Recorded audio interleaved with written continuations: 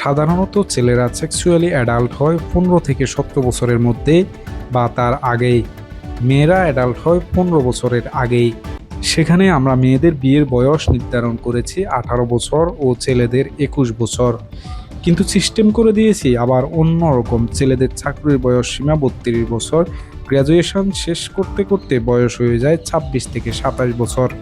গড় আয়ু যদি 65 হয় তাহলে 32 বছর বয়স পর্যন্ত সে অন্যের টাকায় চলবে। এরপর স্বাবলম্বী হয়ে মানে জব পেয়ে বিয়ে করবে 32-এর পর। যে ছেলেটা সেক্সুয়ালি অ্যাডাল্ট হইল 17 বছরে, সে বিয়ে করলো আরও 15 বছর পর। এই 15 বছর সে কি করবে? ফাড়ায় যাবে না? প্রেমিকাকে নিয়ে লিটনের ফ্ল্যাটে যাবে না? ফারকে চিপায় প্রেমিকার শরীরে হাত দিবে না?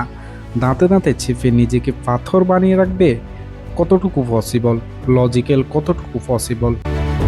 এদেশে মদ বিক্রি নিষিদ্ধ না, কিন্তু মদ সহ ধরা পড়লে পুলিশকে চা পানি খাওয়াতে হয়। একটা ছেলে 17 বছর অপেক্ষা করবে 17 বছরের আগের ক্ষুধা মেটানোর জন্য। যেহেতু আমরা জীব, পাথর না, আমাদের ফিজিক্যাল চাহিদা আছে, তাই বলে 17 বছর অপেক্ষা করবে একটা ছেলে মেয়ে? আপনি বা কেউ কি বিলিভ করেন যে কেউ অপেক্ষা করে? অপেক্ষা করে না।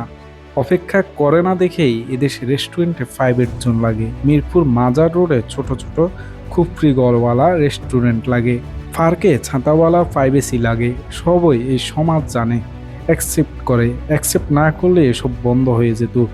এসবই আমরা মেনে নিচ্ছি। শুধু ছেলে এস্টাবলিশড না হওয়া পর্যন্ত বিয়ে মেনে নিতে পারতেছি না অনেকেই। আপনি যদি এদেশের সুপার সাকসেসফুল কোনো বিজনেসম্যানের জীবনী পড়েন, দেখবেন তারা সাকসেসফুল হয়েছে অনেক পরে, অন্তত 40, 45, 50 বছর বয়সে। আপনি কি ততদিন অপেক্ষা করবেন মেয়ে তাদের সাথে বিয়ে দেওয়ার জন্য? আমাদের পিতামাতাগণ সব কিছুই ইসলাম অনুযায়ী করেন, খালি একটা বিষয়ে ওনারা ইসলাম মানেন না, সেটা হলো বিয়ে। পাত্র ভালো জব করে না দেখে ওনারা বিয়ে দেন না। সমাজ বলে আগে প্রতিষ্ঠিত হও, তারপর বিয়ে করো। কোরআন বলে আগে বিয়ে করো, গরিব হলে প্রতিষ্ঠিত করার দায়িত্ব আল্লাহর। অথচ ইসলাম বলছে সবালক হইলেই বিয়ে দিয়ে দাও। বউকে খাওয়াবি কি? এটা হচ্ছে আমাদের দেশের বিয়ের সবচেয়ে বড় বাধা। বউ কি হাতি নাকি ঘোড়া? তার তো 10 কেজি বিচুলি লাগে না ডেইলি। বিসিএস দিয়ে 35 বছর বয়সে নিজের পায়ে দাঁড়িয়ে তারপর বিয়ে করতে হবে। নিজের পায়ে ঠিকঠাক দাঁড়াতে দাঁড়াতে সঠিক জিনিসটি দাঁড়ানোর সময় পেরিয়ে যায়। এখন ভাবুন, ইসলাম ধর্মে বিয়েকে অর্ধেক দিন কেন বলা হয়?